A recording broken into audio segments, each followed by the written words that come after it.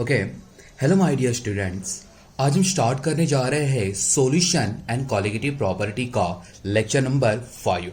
आई hope lecture number 4 आपको सही ढंग से समझा रहेगा और उसके अंदर अगर कुछ भी अगर डाउट है तो आप लोग मुझसे पूछ सकते हो। ठीक है, चलो लेक्चर नंबर 5 को बिना किसी टाइम पास किए हुए स्टार्ट करते हैं। ठीक है, लेक्चर नंबर 4 का कुछ एक कंटेंट है, एक छोटा सा एक डेरिवेशन है। डेरिवेशन वहां पर कुछ मतलब बच गया था, वो वाला डेरिवेशन हम ये वाले लेक्चर में कवर करेंगे। ओके, और लास्ट लेक्चर में हमने कॉलिगेटिव प्रॉपर्टी देखी थी, सबको याद रहेगी वो कॉलिगेटिव प्रॉपर्टी का नाम क्या था बच्चों? बोलो, लोअरिंग ऑफ वेपर प्रेशर। कुछ याद आया बच्चा? क्या क्या देखा था? Lowering of vapour pressure. So आज के ये लेक्चर नंबर 5 में बच्चों हम एक प्रीवियस वाला एक डेरिवेशन देखेंगे जो लेक्चर नंबर 4 का बच गया था। उसी के साथ साथ सेकंड कॉलिगेटिव प्रॉपर्टी देखेंगे। अगर पॉसिबल हुआ तो हम इसके न्यूमेरिकल्स भी देखेंगे। अगर न्यूमेरिकल अगर ये लेक्चर में अगर कवर अप हो नहीं पाते तो हम लेक्चर नंबर 6 में उसे कंटिन्यू करेंगे। ओके, चलो अपना अपना अपना अपना कॉपी नहीं तो नोटबुक और पेन लेके आप बैठ जाइए। जैसे आपको समझेगा आप वो नोट्स लिखते जाना। ठीक है, उसके बाद असाइनमेंट के टाइम आपको कुछ भी वहां पर दिक्कत क्रिएट नहीं होगी। चलो स्टार्ट करते हैं। डेरिवेशन डेरिवेशन है molar mass of solute, molar mass of solute and relative lowering of vapor pressure। सही ढंग से देखना, ये अगर एग्जाम में आया तो 2 मार्क्स के लिए तो आ सकता है। ये वाला डेरिवेशन बहुत ही इजी डेरिवेशन है और ये डेरिवेशन के बेसिस के ऊपर जो फाइनल जो फॉर्मूला जो बनेगा उसके ऊपर हम न्यूमेरिकल भी सॉल्व कर सकते हैं। जो न्यूमेरिकल सीईटी और जेडब्ल्यू में बहुत ही यूजफुल है। ओके, जो आते हैं आने की संभावना है। ठीक है, सो देखो डेरिवेशन किसका फाइंड आउट करना है? Molar mass of solute.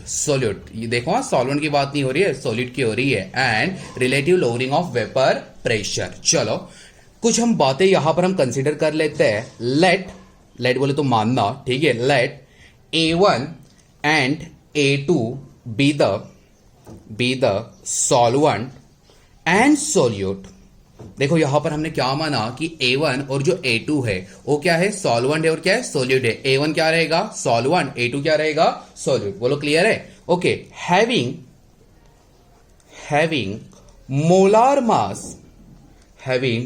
Mass is M1 and M2। देखो बच्चों मैं किसकी बात कर रहा हूं? मोल फ्रैक्शन की बात नहीं हो रही है, मैं बात कर रहा हूं मोलार मास की। तो मोलार मास हम M से डिनोट करते हैं, बोल हाँ या ना? ओके, तो A1 के लिए क्या रहेगा? M1, A2 के लिए क्या रहेगा? M2। तो सॉल्वेंट का क्या है? M1, सॉल्यूट का क्या है? M2। बोलो क्लियर है एकदम? ओके, उसी के साथ साथ and W1 and W2 be the weight. Okay, अभी आप मुझे बताइए ये W1 किसका रहेगा? सॉल्वेंट का रहेगा वेट, बोल हाँ या ना? और W2 किसका रहेगा? सॉलिड का रहेगा रिस्पेक्टिवली, जैसे दिया है। देखो फर्स्ट ये लाइन आपको क्लियर है? एकदम क्लियर है। देखो यहां पर हमने यहां पर क्या कंसीडर किया? A और B ये दोनों क्या है? A है सॉल्वेंट, A1 क्या है? सॉल्वेंट, A2 क्या है? सॉल्यूट। ओके, A1 और A2 को कुछ क्या है? मोलार मास है। ओके, सॉल्वेंट का मोलार मास कितना है? M1 और सॉल्यूट का कितना है? M2।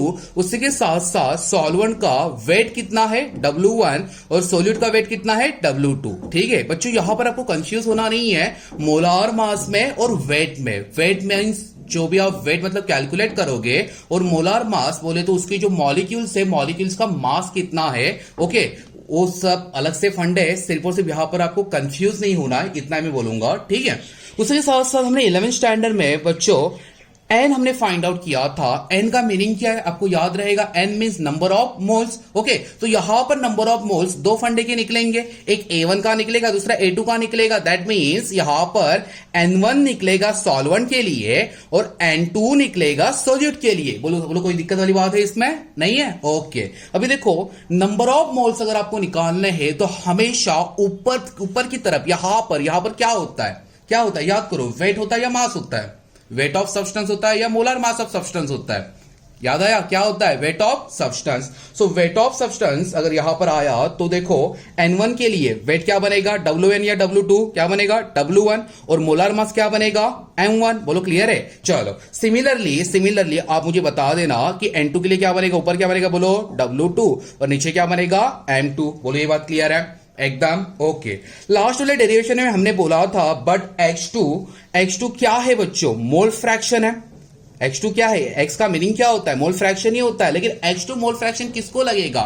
ओके, प्योर सॉल्वेंट के लिए लगेगा या सॉलिड के लिए लगेगा? किसके लिए लगेगा? बोलो किसके लिए? सॉल्यूट के लिए। लेकिन यहां पर हम जो भी सॉलिड इस्तेमाल कर रहे हैं वो सॉलिड कैसा है? वोलाटाइल है या नॉन वोलाटाइल है? बोलो बोलो कैसा है? Non volatile. So mole fraction of non volatile solid. फिर से रिपीट कर रहा हूं, नॉन ओलाटाइल का मीनिंग क्या होता है? जिसका वेपर प्रेशर इक्वल टू कितना होता है? 0, क्योंकि उसकी इवेपोरेशन की टेंडेंसी नहीं होती। जिसका इवेपोरेशन होता ही नहीं है, वेपराइजेशन होता ही नहीं है, वो कभी भी वेपर क्रिएट नहीं कर पाएगा। बोलो क्लियर है? चलो यही बेसिस के ऊपर हम X2 की वैल्यू यहां पर हम लिख सकते हैं, ठीक है। सो देखो X2 की value, X2 mole fraction of X2, जिसकी स्टडी करनी है ऊपर और नीचे क्या बनेगा? Total component. आपको याद आया मोल फ्रैक्शन का क्या होता है formula? Okay, number of ith component. ith mean जिसकी आपको स्टडी करनी है, जिसकी आपको क्या करनी है? स्टडी करनी है। Number of ith component present in solution divide by total number of component present in solution. So यहां पर जो स्टडी करनी है X2 की करनी है, बोलो हाँ या ना। और X2 को कौन रिलेट करेगा? N2। बोलो हाँ या ना? 2 अरे हाँ या ना? ओके, सो X2 की स्टडी करनी है तो ऊपर कौन आएगा? N2। नीचे क्या जाएगा? N1 plus N2। बोलो क्लियर है? और देखो यहां पर N2 और N1 की वैल्यू यहां पर गिवन है। आप ये वैल्यू यहां पर पुट कर सकते हो। जैसे आप ये वैल्यू यहां पर पुट करोगे आपको यहां पर मिलेगा N2 है ना, W2 divide by M2। Clear है? समझ में आ रहा है? और N1 के लिए क्या मिलेगा? W1 divide by M1। यहां पर क्या आएगा? प्लस यहां पर क्या लिखूं मैं? W2 divide by M2। बोलो इसके अंदर किसी को दिक्कत नहीं है? एकदम इजी, समझ में आ रहा है? ओके, चलो यहां से एक X2 की वैल्यू तो निकली, लेकिन इसका relation relative lowering of vapour pressure के साथ भी दिखाना है। बोलो हाँ या ना? चलो लास्ट लेक्चर में हमने देखा था relative lowering of vapour pressure का फॉर्मूला एक कंडीशन। तो हम लिखते हैं relative lowering of vapour pressure is given by क्या था? ऊपर क्या था? Delta P. बोल हाँ या ना? अगर लास्ट वाले लेक्चर से अगर आपने कुछ सीखा रहेगा तो ये आपको कंडीशन याद रहेगी। ऊपर क्या था? Delta P. नीचे क्या था? P1 naught. बोलो क्लियर है? Okay, is equal to delta P. Delta P किसके बराबर होता है? Delta P is equal to P1 naught minus P divide by P1 naught. और ये कंडीशन होल कंडीशन किसके बराबर थी? X2। देखो जरा लास्ट कंडीशन आपने देखी रहेगी, लास्ट डेरिवेशन वाला। ओके, सो X2 अभी हमने X2 की वैल्यू फाइंड आउट की। X2 की वैल्यू क्या है? बोलो W2 divide by M2 divide by W1 divide by M1 plus W2 divide by M2। ये वैल्यू यहां पर हमने पुट कर दी। बोलो इजी है एकदम, कोई दिक्कत वाली बात नहीं है। ओके, उसके बाद एक अपने को यहां पर कंडीशन मान लेनी है। और ये कंडीशन आपको वीएस में भी पूछ सकते हैं, नहीं तो एमसीक्यू में भी पूछ सकते हैं। तो याद रखना। तो देखो मैं क्या लिख रहा हूं, फॉर डाइल्यूट सॉल्यूशन।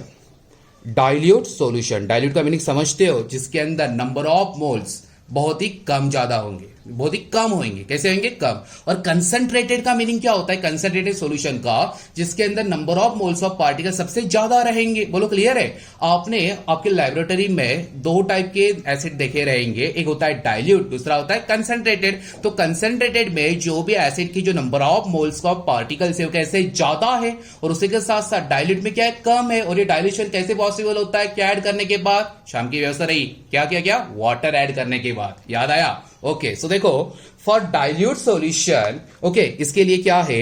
यहां पर हमने N1 लिखा, यहां पर हमने N2 लिखा। तो यहां पर एक कंडीशन अज्यूम करनी है कि N1 is very very very greater than N2। देखो फिर से रिपीट कर रहा हूं, N1 is very very greater than N2। और आपने मैथ्स में पढ़ा रहेगा जो वैल्यू जिससे सबसे बड़ी होती है तो छोटी वाली वैल्यू को हम क्या कर देते हैं? N2 को हम क्या करेंगे?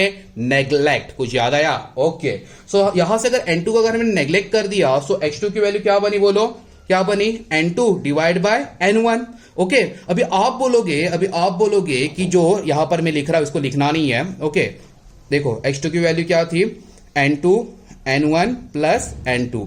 अब बोलोगे कि आपने बोला है कि N2 की वैल्यू तो नेग्लेक्ट करनी है, ओके, तो N2 की वैल्यू नेग्लेक्ट करने के बाद क्या बनेगा, यहां पर 1 डिवाइड बाय N1 बनेगा। तो अब ऐसे क्या लिख रहे हो, तो मैं आपको बता देता हूं, कभी भी जब ऐसी कंडीशन आती है हम ऊपर वाला कुछ भी कैंसिल नहीं करते, जो भी नीचे वाला केस होता है वही कैंसिल होता है। तो नीचे वाले केस में जो N2 था वही कैंसिल होएगा, ऊपर वाले टर्म से N2 कभी भी कैंसिल नहीं होएगा। फिर से मैं बता रहा हूं, देखो ऊपर वाले टर्म से कभी भी जो भी नेग्लेक्ट करना है कभी भी कैंसिल नहीं होता। जो भी कैंसिल होता है कहां से होता है, नीचे से होता है। तो नीचे से क्या कैंसिल हो गया, N2। बोलो क्लियर है। सो क्या मिला, x2 is equal to N2 divide by N1। चलो ओके, अभी क्या मिलेगा, N2 की वैल्यू क्या है, W2 divide by M2, okay.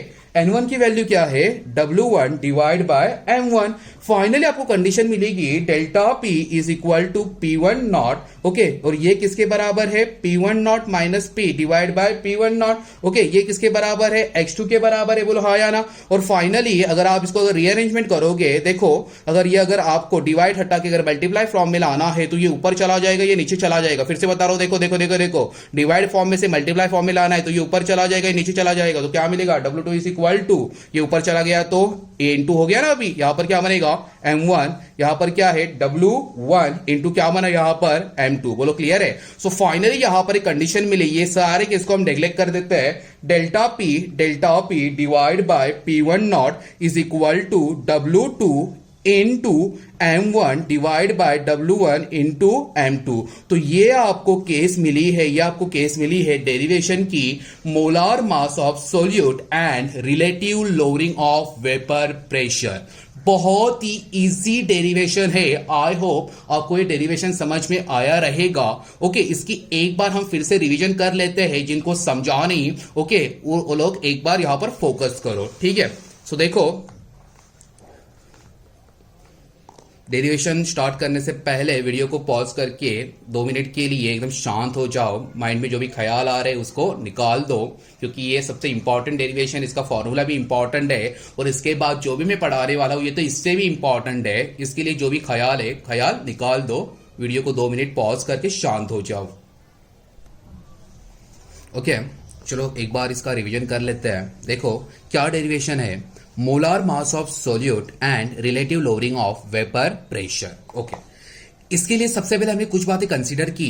हमने A1 और A2 को कंसीडर किया। A1 क्या था यहां पर, सॉल्वेंट, A2 क्या था, सोल्यूट, ठीक है। इसका मोलार मास क्या है, सॉल्वेंट का मोलार मास है M1, सोल्यूट का मोलार मास क्या है M2, और इसका वेट क्या है, सॉल्वेंट का वेट है W1 और सोल्यूट का वेट है W2। चलो ये फर्स्ट जो 3 लाइन है एकदम क्लियर, कोई दिक्कत वाली बात इसके अंदर नहीं है, ओके। उसके बाद अपने को यहां पर फाइंड आउट करना था नंबर ऑफ मोल्स। क्या फाइंड आउट करने थे, number of moles. Number of moles के लिए क्या फॉर्मूला है, ऊपर क्या है, वेट ऑफ सब्सटेंस, नीचे क्या है, molar mass of substance, okay. So यहां पर N1 N2 रहेगा। N1 किसका रहेगा, सॉल्वेंट के लिए, N2 किसका रहेगा, सोल्यूट के लिए। So N1 is equal to weight of substance means W1 and molar mass of substance means what, M1, okay. Similarly N2 is equal to W2 divide by M2। हमने यहां पर X2 को consider किया। X2 क्या था, last वाले derivation में हमने देखा था, X2 means mole fraction of non volatile solute. Non volatile का मैं फिर से कभी रिपीट नहीं करने वाला हूं, आपको ये समझा रहेगा, ओके। हमने मोल फ्रैक्शन का जो भी डेफिनेशन था 11th स्टैंडर्ड में, ओके, उसके अंदर क्या देखा था कि जो मोल फ्रैक्शन होता है, मोल फ्रैक्शन किसके बराबर होता है, ऊपर क्या होता है, number of ith component present in solution divide by total number of component present in solution। ith mean जिसकी क्या करनी है, स्टडी। तो यहां पर स्टडी किसकी करनी है, नॉन वोलेटाइल की। नॉन वोलेटाइल कौन है, सोल्यूट है। सोल्यूट के लिए हमने क्या माना, N2। सो N2 कहां पर चला गया, ऊपर। टोटल क्या है, N1 प्लस N2। क्या ये बात आप समझ पा रहे हो, ओके, बहुत इजी है। उसके बाद N2 N1 और ये फिर से N2, इसकी वैल्यू हमने यहां पर पुट की, और यहां पर relative lowering of vapour pressure था, उसकी हमने कंडीशन लिख दी। So delta P is equal to P1 naught, लेकिन डेल्टा P किसके बराबर था, P1 naught minus P divide by P1 naught is equal to क्या था, X2 की वैल्यू यहां पर पुट की। बोलो इजी है, ओके। उसके बाद हमने यहां पर एक केस यहां पर हमने डिटरमाइन की, जैसे मैंने आपको बताया कि फॉर डाइल्यूट सॉल्यूशन N1 की जो वैल्यू है is very very very very greater than N2। जो वैल्यू सबसे छोटी हो जाती है उसे हम एलिमिनेट करते हैं, नेग्लेक्ट करते हैं, ओके। लेकिन नेग्लेक्ट कभी भी ऊपर वाली वैल्यू होती है क्या, नहीं। कहां की होती है, नीचे वाली। फिर से बता रहा हूं, ये याद रखना।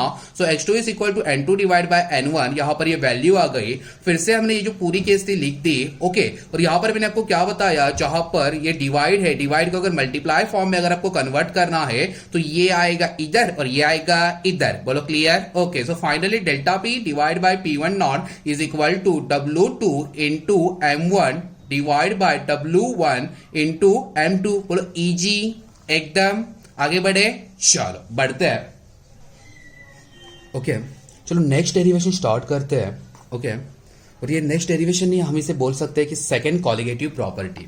Second colligative property, second colligative property क्या है, याद करो, elevation of boiling point of solvent in solution. आपने अगर वो चार टाइप अगर अच्छे से पढ़े रहेंगे, आपको याद हुए रहेंगे, तो आपको तो नाम मतलब पता चली गया रहेगा।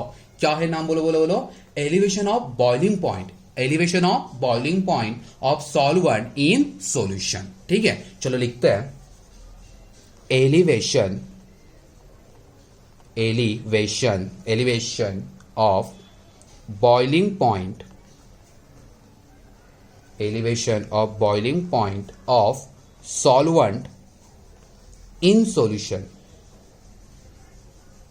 Solvent in solution. देखो बहुत ही इजी डेरिवेशन है। अगर ये डेरिवेशन अगर आपको समझ में आ गया, ठीक है, तो जो थर्ड वाली जो कॉलिगेटिव प्रॉपर्टी है वो सिमिलर प्रॉपर्टी है, सिर्फ थोड़े से चेंजेस है, बाकी सब एज इट इज। और आपको मैं एक बात बताना चाहता हूं कि ये डेरिवेशन अगर एग्जाम में आया तो 3 मार्क्स के लिए आ सकता है। बहुत ही इंपॉर्टेंट ऐसा डेरिवेशन है। जितने भी कॉलिगेटिव प्रॉपर्टी है सब इंपॉर्टेंट है, लेकिन ये भी डेरिवेशन बहुत इंपॉर्टेंट है। और लास्ट वाले लेक्चर में मैंने आपको बताया था कि 4 कॉलिगेटिव प्रॉपर्टी है, उसमें से एक कॉलिगेटिव प्रॉपर्टी बोर्ड के एग्जाम में 100% आती है। फिर से रिपीट कर रहा हूं, एक कॉलिगेटिव प्रॉपर्टी बोर्ड के एग्जाम में 100% आती है। तो ये वाली कॉलिगेटिव, सेकेंड अपनी कॉलिगेटिव प्रॉपर्टी कौन सी है? Elevation of boiling point of solvent in solution. देखो एलिवेशन का मीनिंग क्या है? एलिवेशन का मीनिंग है इंक्रीज होना। क्या होना? बोलो इंक्रीज होना। बॉइलिंग पॉइंट क्या है? आपको पता ही है। बॉइलिंग पॉइंट किसका होता है? लिक्विड का होता है, ना ही सॉलिड का होता है, ना ही गैसेस का होता है। बॉइलिंग पॉइंट किसका होता है? लिक्विड का होता है। ओके, तो ये जो बॉइलिंग पॉइंट है किसका? Solvent in solution. तो ये केस क्या है? जैसे डेरिवेशन में आपको यहां पर सॉल्व करके मतलब बता दूंगा, आपको डायरेक्टली फील आना यहां पर स्टार्ट हो जाएगा। ठीक है, चलो इसे हम स्टार्ट करते हैं। ओके, सबसे पहले अपने को यहां पर लिखना है definition of boiling point. Definition of boiling point, definition of boiling point. इसकी जो बॉइलिंग पॉइंट की जो डेफिनेशन है हम लोग ने 10th स्टैंडर्ड में भी पढ़ी है और 11th स्टैंडर्ड में भी पढ़ी है। जिसको इसकी डेफिनेशन आती है वो वीडियो को पॉज करके फटक से लिख दो। ठीक है, चलो स्टार्ट करो। जिनको नहीं आती उनको मैं तो पढ़ाने ही वाला हूं। ठीक है, देखो डेफिनेशन ऑफ बॉइलिंग पॉइंट मैंने आपको बताया था। बॉइलिंग पॉइंट की डेफिनेशन क्या है, एक बार सुन लो आप। The temperature at which vapour pressure of liquid becomes equal to the atmospheric pressure is called as boiling point। Okay, तो यहां पर हमने एक एग्जाम्पल भी लिया था। मैंने आपको बोला था कि हमने एक कंटेनर लिया है। ठीक है, कंटेनर में हमने वाटर लिया है, उसे हम नीचे से हीट कर रहे हैं। कुछ याद आया? 11th स्टैंडर्ड में बताया था आपको, नीचे से हम हीट कर रहे हैं। ठीक है, उसके बाद देखो जैसे हम हीट करेंगे टेम्परेचर बढ़ेगा, वाटर बॉईल होना स्टार्ट हो जाएगा। लेकिन कंटिन्यूअस वाटर बॉईल कब होएगा ये बताता है बॉइलिंग पॉइंट का डेफिनेशन। कब होएगा? देखो जैसे आप वाटर को बॉईल करोगे, बॉईल करने के बाद उसमें से क्या निकलेंगे? वेपर निकलेंगे। और वेपर क्या होता है बच्चों? गैस होता है। गैस को क्या होता है? प्रेशर होता है। तो ऐसे वाले प्रेशर को आप क्या बोलोगे? Vapour pressure. बोलो ये बात क्लियर है? ओके, उसी के साथ साथ ये जो एनवायरमेंट है, एनवायरमेंट में भी क्या है? गैस है। ओके, तो ये कौन सा है? एटमॉस्फेरिक प्रेशर है। बोलो हाँ या ना? जब ये वेपर प्रेशर एटमॉस्फेरिक प्रेशर से मैच कर जाएगा तब अपना वाटर कंटिन्यूअस बॉईल होना स्टार्ट हो जाएगा। और एक इंपॉर्टेंट बात, जैसे ही आप वाटर को बॉईल करने के लिए रखते हो, अगर एक बबल नहीं तो 2 बबल आ रहे हैं तो वो स्टेट को हम बॉइलिंग पॉइंट बोल नहीं सकते। बॉइलिंग पॉइंट का स्टेट क्या होता है? वाटर कंटिन्यूअस बबल फॉर्म करता है, कंटिन्यूअस वहां पर बुलबुल होते रहता है। ओके, तो ये वाले केस को आप बोलते हो बॉइलिंग पॉइंट। चलो इतनी बातें क्लियर है? एकदम कोई दिक्कत वाली बात नहीं है। चलो बता दो क्या थी डेफिनेशन? बोलो। द टेम्परेचर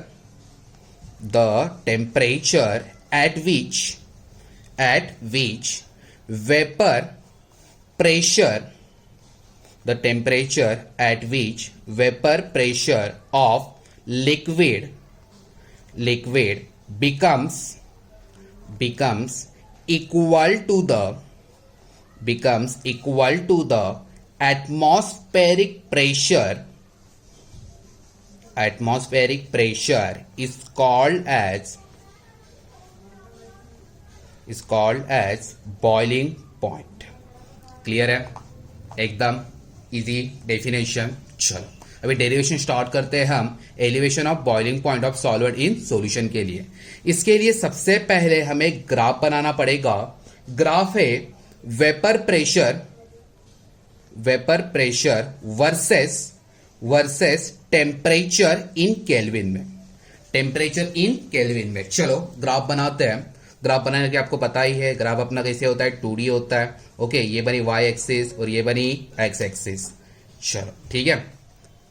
ओके सो देखो वेपर प्रेशर कहां पर आएगा, y एक्सिस के ऊपर. चलो यहां पर मैं लिखता हूं y एक्सिस के ऊपर आ गया वेपर प्रेशर, ये ऊपर की तरफ बढ़ते जाएगा. ओके, और x एक्सिस के ऊपर क्या बचा है, टेम्परेचर. ये भी लिख देते हैं टेम्परेचर, लेकिन टेम्परेचर किस में है, केल्विन में. ठीक है, ये टेम्परेचर ये बाजू में बढ़ते जाएगा.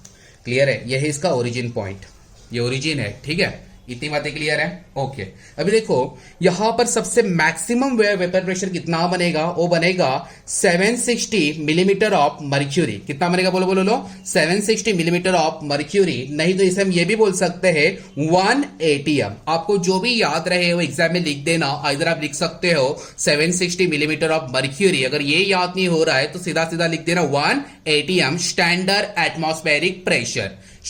Atmospheric pressure. बोलो क्लियर है एकदम. ओके, उसी के साथ साथ ये जो पॉइंट है, ये पॉइंट को ये जो लाइन मारी है उसको थोड़ा एक्सटेंड करना है. देखो जैसे मैं करते जा रहा हूं. ओके, यहां तक करना है, जो फाइनल लाइन है वहां तक. ये कर लिया इतना. ओके, और यहां पर आपको 2 कर्व बनानी है. ये बना मेरा फर्स्ट कर्व और ये बना मेरा सेकंड कर्व. देखो कर्व को ठीक से बनाना, कुछ भी ऐसा आड़ा टेढ़ा मत बना देना. जैसे मैंने बनाया वैसे बनाओ. ठीक है, जहां पर इंटरसेप्ट हुआ है वो पॉइंट को थोड़ा सा डार्क कर दो. ठीक है, इतना क्लियर है. ओके, सो देखो जो कर्व है, ये फर्स्ट कर्व है अपना प्योर सॉल्वेंट का. किसका है बोलो, प्योर सॉल्वेंट का. इतना क्लियर है. ओके, अभी देखो यहां पर एक बात आपको समझनी है. मान लो अपने पास एक प्योर सॉल्वेंट है, वो प्योर सॉल्वेंट में हमने डाला नॉन वोलेटाइल सॉल्यूट. क्या डाला, non volatile solute. Solvent plus non volatile solute, आपको क्या मिलेगा बोलो, सॉल्यूशन. सही बात है. सो यहां पर आपको मिला सॉल्यूशन. लेकिन ये सॉल्यूशन कैसे मिला, यहां पर मैं लिख देता हूं कैसे. सबसे पहले मेरे पास क्या था, प्योर सॉल्वेंट, और प्योर सॉल्वेंट में मैंने क्या डाला बोलो, नॉन वोलेटाइल सॉल्यूट. बोलो ये तो बात समझ में आ रही है, एकदम इजी. ठीक है, अभी देखना है कि हम जब प्योर सॉल्वेंट में जब हम नॉन वोलेटाइल सॉल्यूट ऐड करते हैं तो सॉल्यूशन का जो भी बॉइलिंग पॉइंट है वो इंक्रीज होता है या डिक्रीज होता है. ओके, डेरिवेशन के हिसाब से तो क्या लिखा है, एलिवेशन लिखा है. चलो हम भी ग्राफ के हिसाब से देख लेते हैं. ये जहां पर जो इंटरसेप्ट हुआ है उसको हम नीचे की लाइन के ऊपर खींच देंगे, नीचे हम करस्पॉन्ड कर देंगे. सो ये एक लाइन मिली अपने को. ओके, और ये जो यहां पर हुआ है उसे भी नीचे की लाइन के हम करस्पॉन्ड कर देंगे, तो ये एक लाइन मिली अपने को. बोला हाँ या ना. और मैंने क्या बोला है कि ये बाजू पे टेम्परेचर क्या हो रहा है, इंक्रीज हो रहा है. सो यहां पर टेम्परेचर के लिए सिंबल मैंने ले लिया कैपिटल T. ओके, और ये क्या है, किसके लिए है, बॉइलिंग पॉइंट के लिए है, तो मैंने यहां पर लिखा TB. ओके, तो ये क्या है, प्योर सॉल्वेंट है. प्योर सॉल्वेंट को हम नॉट से डिनोट करते हैं. सो क्या मिला, T0B. ओके, और ये किसके लिए, सॉल्यूशन के लिए है, तो इसके लिए टेम्परेचर को मैंने लिखा T और यहां पर मैंने लिखा B. ये सॉल्यूशन है तो यहां पर कभी भी नॉट नहीं लगता. नॉट कहां पर लगता है बच्चों, जहां पर क्या है, प्योर सॉल्वेंट. बोलो क्लियर है. अभी आप ही लोग ये ग्राफ को देख के सोच समझ के बताओ. ओके, प्योर सॉल्वेंट का जो बॉइलिंग पॉइंट है वो सॉल्यूशन से ज्यादा है या कम है, क्या लग रहा है आपको, कम. और सॉल्यूशन का बॉइलिंग पॉइंट क्या है, ज्यादा. इसका मीनिंग क्या है बच्चों कि आप जब भी प्योर सॉल्वेंट में नॉन वोलेटाइल सॉल्यूट ऐड करते हो तो सॉल्यूशन का जो भी बॉइलिंग पॉइंट है वो इंक्रीज हो जाता है, उसका एलिवेशन हो जाता है. लेकिन कब, when we add non volatile solute in pure solvent. यही डेरिवेशन, यही कॉलिगेटिव प्रॉपर्टी आपको एलिवेशन के बारे में बताना चाह रही है. किसके बारे में बताना चाह रही है, एलिवेशन के बारे में. बोलो क्लियर है. ओके, अभी देखो ये भी एक टेम्परेचर है, ये भी एक टेम्परेचर है, तो दोनों टेम्परेचर का कुछ ना कुछ डिफरेंस भी रहेगा. सो यहां पर हम डिफरेंस को मान लेते हैं डेल्टा TB. क्या मान लेते हैं, डेल्टा TB. आपको ये क्लियर दिख रहा है नहीं दिख रहा है मुझे पता नहीं, लेकिन ये देखो यहां पर मैंने लिखा है डेल्टा TB. ऊपर की तरफ लिख के रखता हूं मैं डेल्टा TB. बोलो क्लियर है. ओके, उसके बाद जो भी हमने ग्राफ में ये जो पॉइंट हमने जो लिखे हैं वो क्या है वो अपने को लिखने हैं। चलो मैं नीचे लिखता हूं, वेयर टी नॉट बी अभी अभी बोला क्या है, बोलो बॉइलिंग पॉइंट ऑफ सॉल्यूशन और प्योर सॉल्वेंट। नॉट लगाए, देखो क्या है, बोलो बोलो क्या है, boiling point of pure solvent. चलो सबको आ रहा है, समझ में आ रहा है, अच्छी बात है। नीचे मैं लिखता हूं टीबी, अगर ये प्योर सॉल्वेंट है तो ये किसके लिए रहेगा, सॉल्यूशन के लिए। सो बॉइलिंग पॉइंट ऑफ सॉल्यूशन। बोलो क्लियर है एकदम। चलो आगे बढ़ते हैं।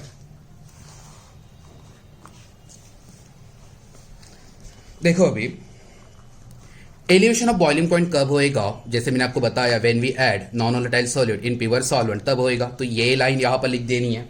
सो लिख रहा हूं मैं, elevation of boiling point when elevation of boiling point occurs when we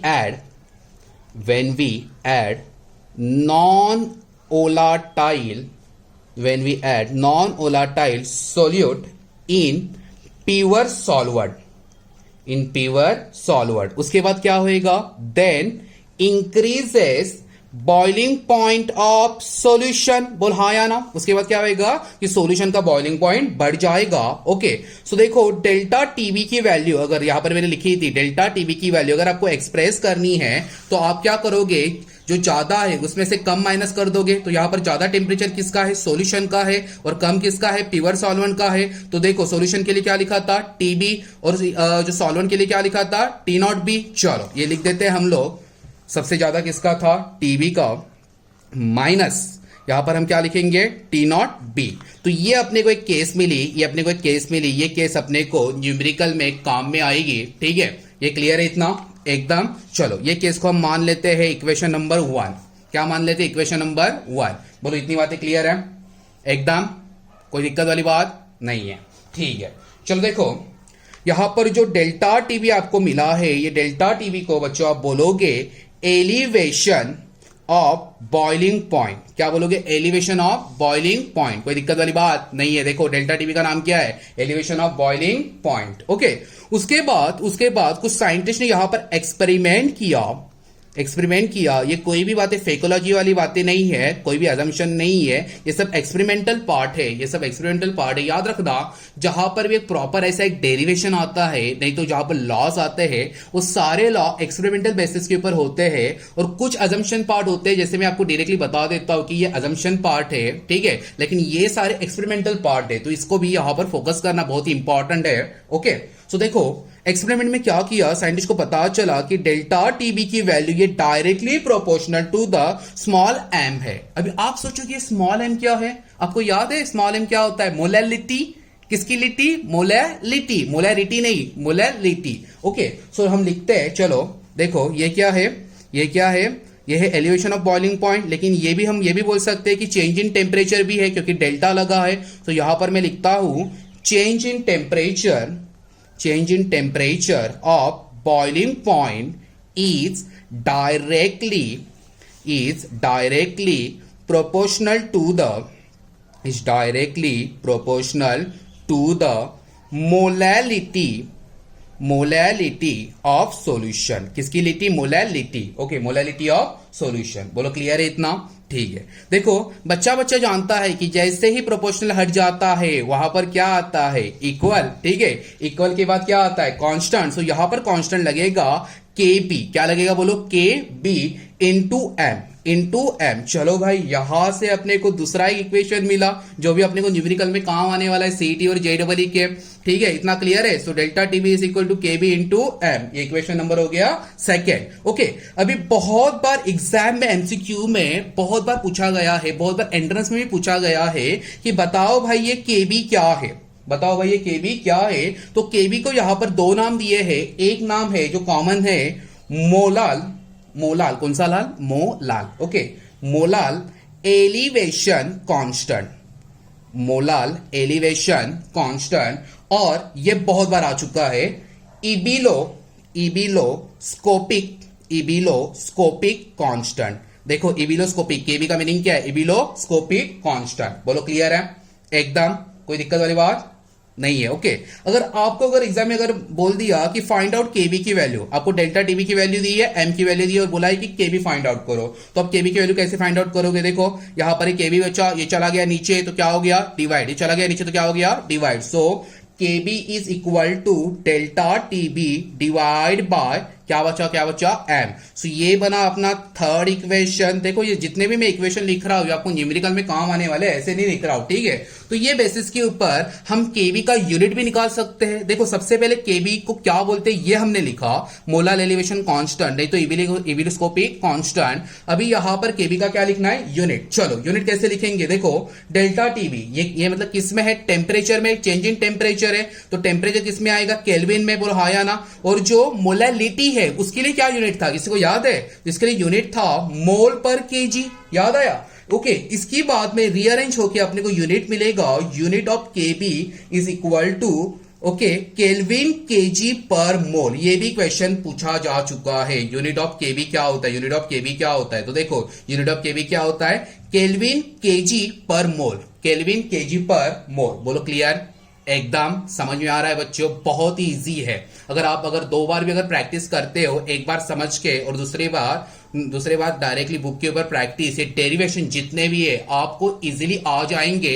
कुछ भी रट्टा मारने की जरूरत नहीं है, सब अंडरस्टैंडिंग लेवल का पार्ट है। आप आपकी जितनी अंडरस्टैंडिंग बढ़ाओगे आपको ये बहुत ही इजी होते जाएगा और पढ़ने में भी बहुत मजा आएगा, ठीक है। इतना क्लियर है, आगे बढ़ू। कुछ बच्चे सोच रहे रहेंगे कितना बड़ा डेरिवेशन है, होएगा खत्म होएगा इधर ही। ओके, अभी हम क्या करते हैं, जो इक्वेशन 2 को हमने जो कंसीडर किया था उसको हम फिर से ले लेते हैं। इक्वेशन 2 बिकम्स क्या था इक्वेशन 2, देखो जरा, delta TB is equal to KB into M. Okay, लेकिन एम का मीनिंग क्या बताया था मैंने, याद करो मोलैलिटी। सो मोलैलिटी का फॉर्मूला क्या था, मैंने 11th स्टैंडर्ड में आपको पढ़ाया रहेगा, तो भी आपको याद नहीं तो मैं बता देता हूं। मोलैलिटी क्या होता है, number of moles of solute, number of moles of divide by mass of solvent in KG. बोलो क्लियर है? सो देखो मोल से, ओके, मोल से यहां पर मोल बना, यहां पर क्या है केजी, तो मोलैलिटी का क्या यूनिट बना, मोल पर केजी, जो हमने यूनिट के लिए देखा था, ठीक है। सो देखो फिर से एक बार बता रहा हूं, मोलैलिटी का क्या डेफिनेशन है, number of moles of solute divide by mass of solvent in KG. बोलो क्लियर है एकदम? ओके, क्लियर है ना? ओके। उसके बाद नंबर ऑफ मोल्स अगर आपको फाइंड आउट करनी है तो हमने अभी देखा, ऊपर क्या होता है, मास नहीं तो वेट, और नीचे क्या होता है, मोलार मास। चलो इसको थोड़ा एक्सपैंड कर देते हैं। ऊपर क्या बना, mass of solute in KG divide by molar mass of solute in KG multiply by mass of solvent in KG. देखो सबको मैंने सेम कंडीशन में रखा है, ये भी केजी। अगर ये ग्राम होता तो ये भी ग्राम। ओके, क्लियर है? ओके, उसके बाद स्मॉल एम की आपको यहां से एक वैल्यू मिलेगी। देखो mass of solute in KG, तो सोल्यूट है, हाँ या ना? तो सोल्यूट के लिए यहां पर क्या लिखना है, मास लिखना है, वेट लिखना है। तो वेट क्या होता है, W। सोल्यूट को हमने क्या माना था, देखो जरा, प्रीवियस वाले केस में 1 माना था या 2 माना था, तो ये क्या बना, W2। बोलो क्लियर है? उसी के साथ साथ मोलार मास को हम क्या मानते हैं, M। किसके बारे में, सोल्यूट के, तो सोल्यूट के लिए हम क्या लिखते हैं, 2। बोलो क्लियर है? मल्टीप्लाई बाय मास का मीनिंग क्या होता है, वेट। ओके, सो मास के लिए हम क्या लिखेंगे यहां पर, W। किसका है, सॉल्वेंट का, तो सॉल्वेंट के लिए 2 नहीं लगेगा, क्या लगेगा, 1। क्या ये बात आप समझ पा रहे हो, अच्छी तरह से समझ में आ रहा है? ओके, क्लियर है? सो देखो फाइनली यहां पर जो एम की जो वैल्यू है, ये वैल्यू अपने को यहां पर पुट करनी है।